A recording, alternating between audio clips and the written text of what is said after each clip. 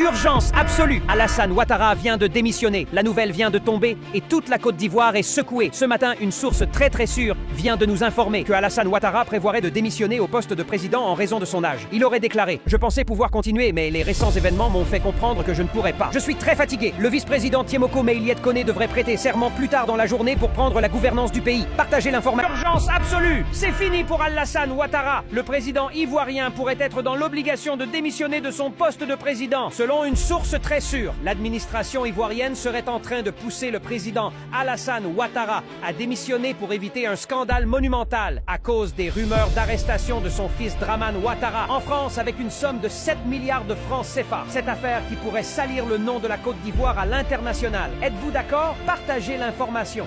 La chute de Draman Ouattara aujourd'hui, le 29 février 2026, aux alentours de 5 h du matin. Un coup d'état militaire met fin au mandat de Papa Naoubi et le capitaine Birba est désormais à la tête de la Côte d'Ivoire. Je bénis encore les Ivoiriens. Dieu est bon, Dieu est grand. Dans sa fidélité, il m'envoie encore devant vous. Ce message s'adresse à Monsieur Ouattara, le président de la Côte d'Ivoire.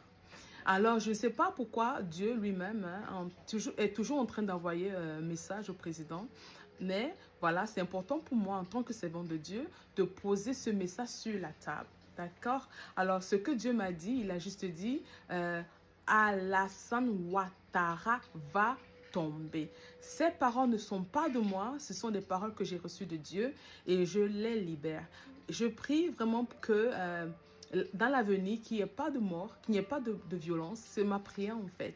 Alors, je sais que la volonté de Dieu va se faire, d'accord? Alors, comme je l'avais déjà dit sur une autre vidéo, j'avais déjà dit que j'espère qu'il n'y aura pas de perte de mort.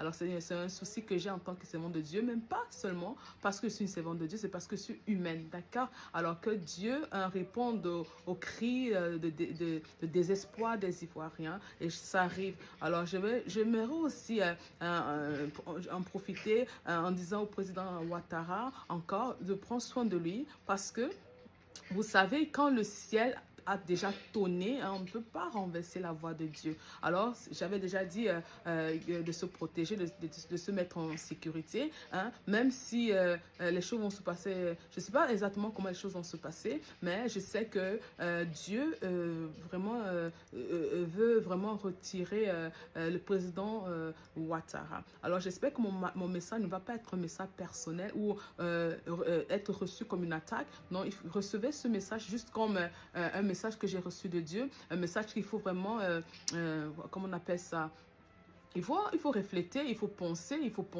Vous savez, quand Dieu, il y a un être suprême, un être qui est au-dessus de toute chose, un être qui a créé les cieux et la terre. Et cet être suprême est digne de recevoir tout le respect, est digne de recevoir toute notre crainte, ok?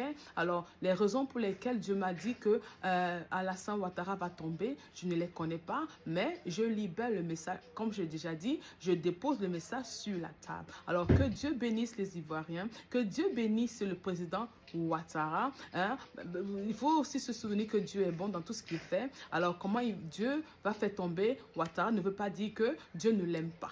D'accord? Alors, si on fait tomber quelqu'un, alors il est président. C'est que Dieu veut juste le retirer en tant que président. Alors, je suis prophétesse Annie Ragurune. J'espère que vous allez bien recevoir ce message-là et que ça va réveiller beaucoup d'esprit. Que Dieu bénisse encore les Ivoiriens. Je vous aime. Dieu vous aime.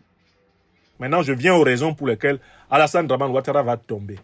Voici les conditions qui manquent à Ouattara pour continuer à écraser les Ivoiriens. Première condition qui lui manque.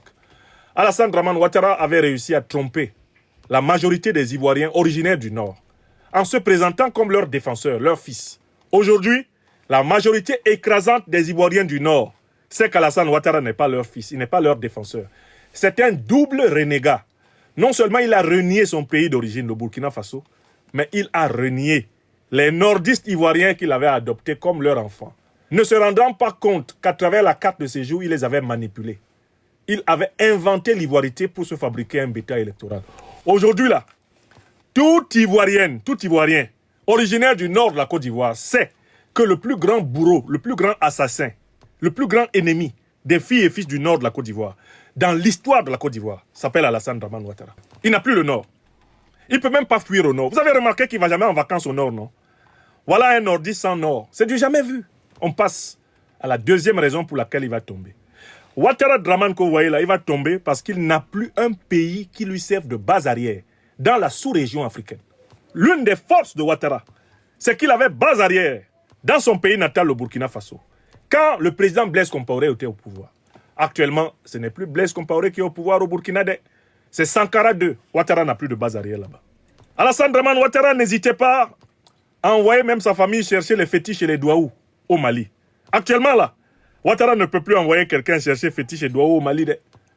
Parce que c'est la révolution du Mali Koura, du général d'armée Assimi Goïta, président de la transition de la République du Mali, chef de l'État, qui est au pouvoir.